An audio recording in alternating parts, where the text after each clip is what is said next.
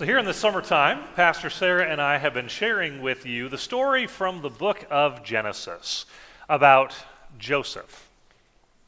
Now, early on in Joseph's story, we learn that he is someone who is given dreams as a way of God sharing with him what is going to happen in his life. Early on, his dreams are that the sun and the moon and the stars, which happen to number the same number as the number of brothers that he has, all bow down and worship his star.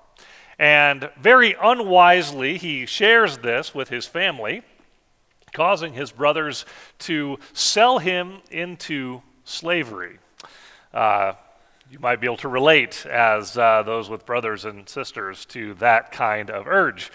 But Joseph finds himself in the house of Potiphar, who is in charge of a lot of things in Egypt. And it quickly becomes known that Joseph, God is with him in other ways too.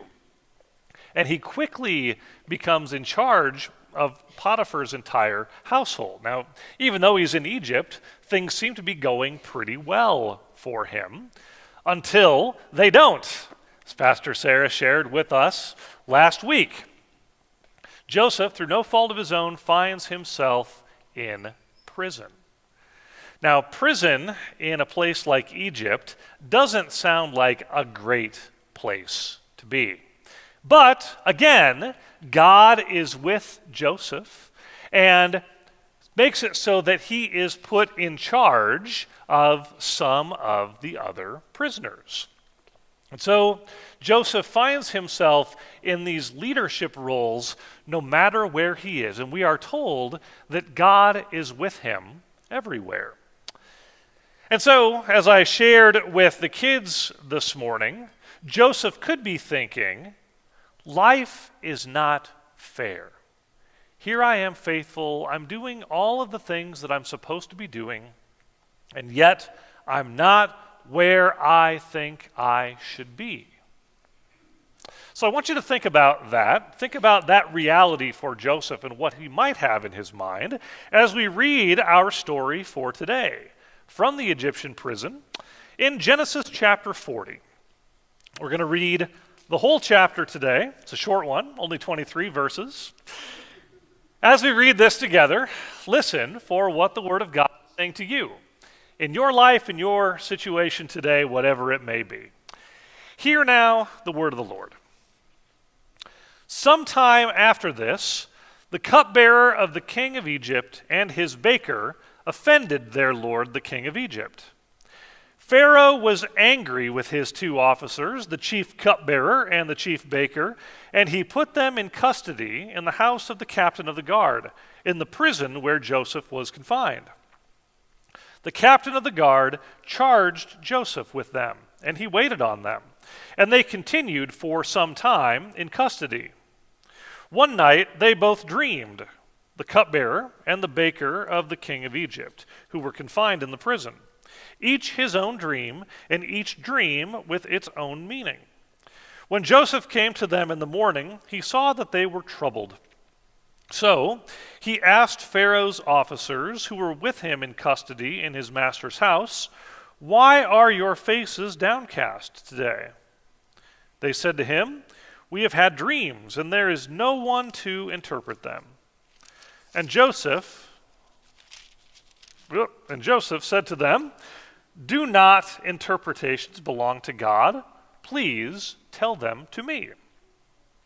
So the chief cupbearer told his dream to Joseph and said to him, "In my dream there was a vine before me, and on the vine there were 3 branches. As soon as it budded, its blossoms came out, and the clusters ripened into grapes.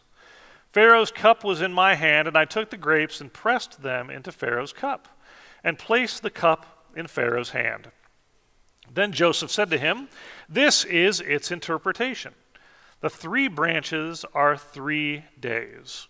Within 3 days, Pharaoh will lift up your head and restore you to your office, and you shall place Pharaoh's cup in his hand just as you used to when you were his cupbearer. But remember me when it is well with you. Please do me the kindness to make mention of me to Pharaoh, and so get me out of this place. For in fact I was stolen out of the land of the Hebrews. And here also I have done nothing that they should have put me into the dungeon." When the chief baker saw that the interpretation was favorable, he said to Joseph, "I also had a dream. There were 3 cake baskets on my head, and in the uppermost basket there were all sorts of baked food for Pharaoh. But the birds were eating it out of the basket on my head." And Joseph answered, "This is its interpretation. The 3 baskets are 3 days. Within 3 days Pharaoh will lift up your head from you and hang you on a pole, and the birds will eat the flesh from you." On the 3rd day, which was Pharaoh's birthday, he made a feast for all his servants and lifted up the head of the chief cupbearer and the head of the chief baker among his servants. He restored the chief cupbearer to his cupbearing, and he placed the cup in Pharaoh's hand. But the chief baker he hanged, just as Joseph had interpreted to them. Yet the chief cupbearer did not remember Joseph, but forgot him. This is the word of the Lord. Well, well, well. Telling you, someone should make a movie out of this. Maybe a Broadway musical. So, here we have Joseph. He's in prison, and it seems that all it takes to get thrown in prison is for the king to be unhappy with you. Pharaoh is not a just king, as you might be able to tell, and Egypt is not the kind of place where you want to end up in prison. Bad stuff happens. But here Joseph is, and he finds himself in charge of 2 prisoners in particular. Now, we're not really quite sure how long Joseph is here. The book of Genesis tells us 2 different times in this chapter that some time has passed. Now, if you are in prison for no particular reason, then you might also be able to venture a guess that the sentences for this prison are indefinite. It's like whenever Pharaoh decides to free you is when you go free. And if Pharaoh forgets about you, then there is a decent chance that you never get out, that you are going to be there until you die, that every sentence could be a life sentence. So we get a sense that Joseph's stay here is not what we might think of as a prison stay, but it's a much more dire situation. And so Joseph finds himself in charge of these 2 servants of the king's cupbearer and the king's baker. Now, the cupbearer has a responsibility of making sure that the king's cup is full, and full with the right kind of thing. Because you can imagine that, well, if you are a fan of any kind of literature that talks about kings and succession, you know that there are many ways to become the king, not the least of which is the present king dies. And one of the favorite ways to do that is through poison. And so the chief cupbearer has an important role, and the king, the Pharaoh, must trust him implicitly in that role. And so, the cupbearer has done something to offend the king, as has the baker. We're not really sure what. They could have shown up late for work. They could have worn the wrong team's colors. Who knows? All we know is that they find themselves in prison. And one morning, Joseph notices that the 2 of them look despondent, which you might think, well, they're in prison. Of course they're despondent, but it's more so than usual. And so Joseph asks, what's the matter, guys? And they both say, well, we've had dreams, and no one can interpret them for us. And Joseph says, are not the interpretation of dreams something for the one true God? And he's not talking about Pharaoh here, who fashions himself a god, but he's talking about the God that he continues to have faith and trust in, which is amazing, because his life has not gone the way that through his own dreams he thought they would go.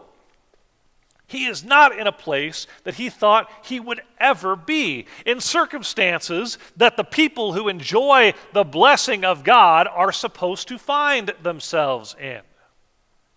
And yet we find here that Joseph continues to be faithful and continues to put his faith and his trust in God.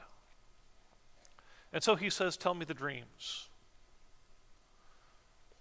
Cupbearer says, well, my dream is that there are 3 branches on a vine, and each one of the branches produce grapes, and I grab the grapes and I squeeze them into the cup, and I hand them to the Pharaoh.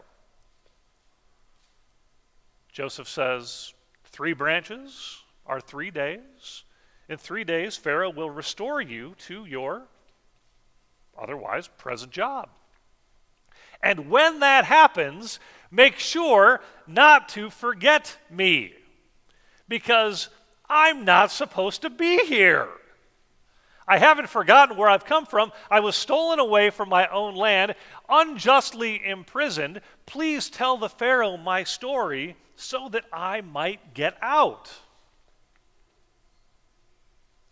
The baker, hearing that the first dream interpretation was a good one, is eager to hear. What about me? Here's my dream. 3 baskets full of cake and bread, and they're stacked up on top of each other. And I'm wearing them on my head, and the birds come and eat the things, right? Hey, great, what does my dream mean? And you have to wonder, I wonder, if Joseph is at all nervous. Like if I have to give someone bad news, if I have to tell someone something that I don't want them to hear, well, like I'm a people pleaser, like that's one of my real faults, and so I always get nervous in those situations. I'm like, I really don't want to have to tell you this, but this is what the dream means. 3 baskets, 3 days. And in 3 days, you too will be raised up. Just not in the way that you hope. Because Pharaoh's going to impale you on a pole and the birds are going to eat your flesh. Sorry. 2 very different things are going to happen. And in 3 days, it just happens to be the Pharaoh's birthday. And to celebrate, Pharaoh, again, rather indiscriminately, except God knows what's going to happen, restores his cupbearer back into his good graces and has the chief baker killed. And, one other little detail at the end of the story, the chief cupbearer totally forgets all about Joseph. And Joseph is right back where he started in this chapter.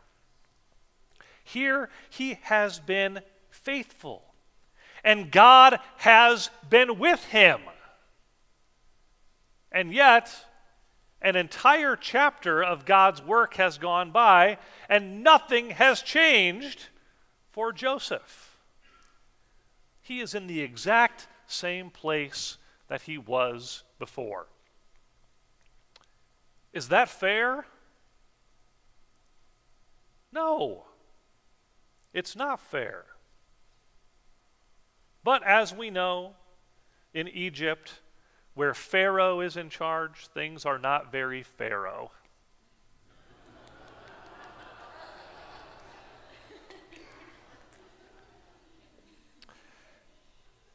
Have you ever felt like Joseph?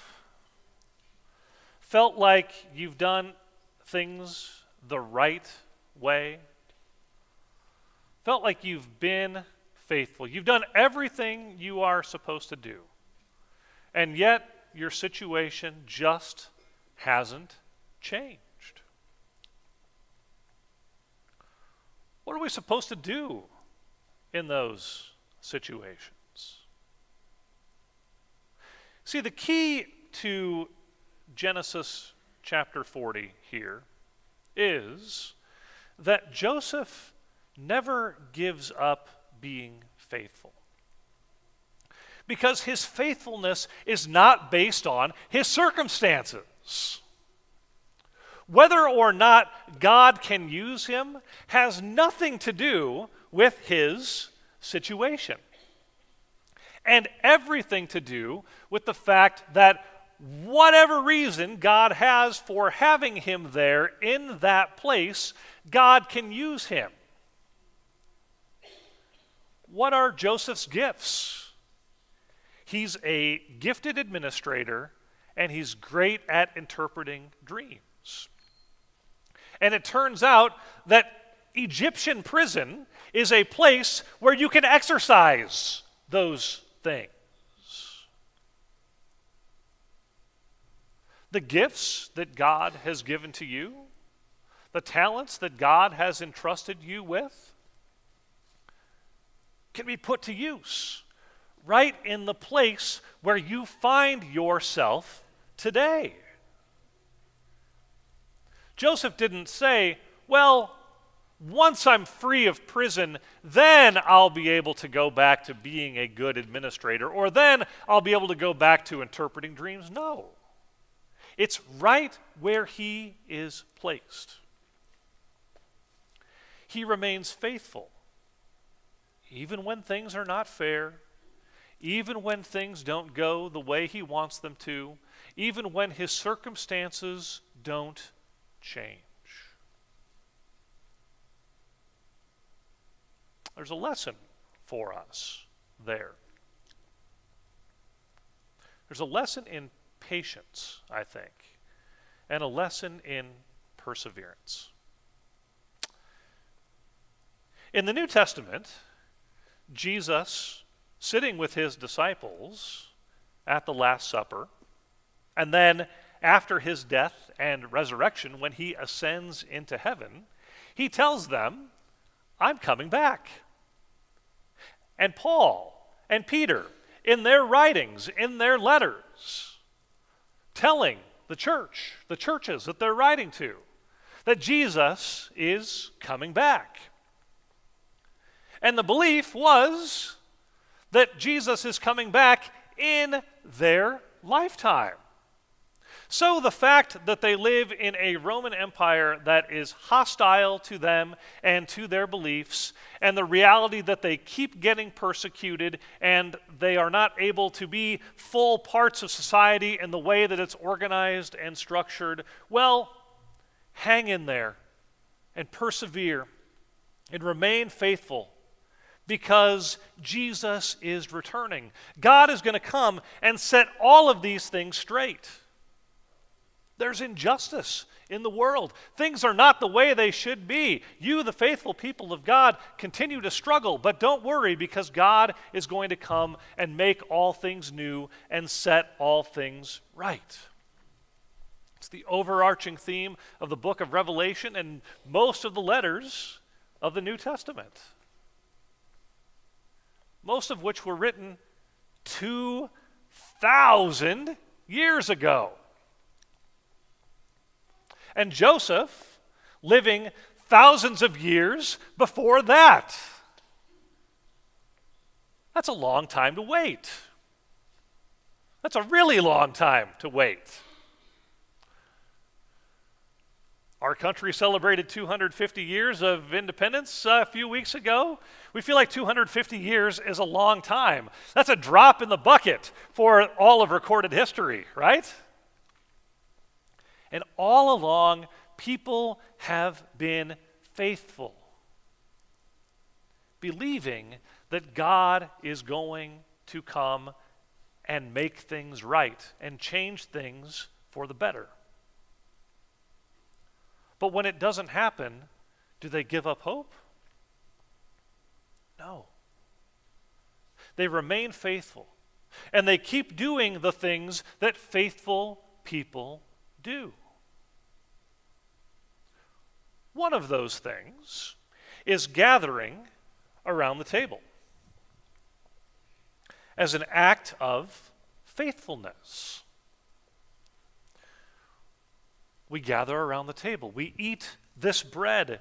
We drink this cup as a reminder to us of who God is, what Jesus did for us, what the Holy Spirit continues to do for us, believing that this is but a pledge and foretaste of the feast which we will eat in its fullness when Christ comes again.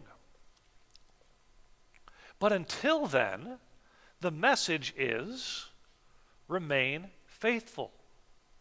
Do this as often as you eat and drink in remembrance of me.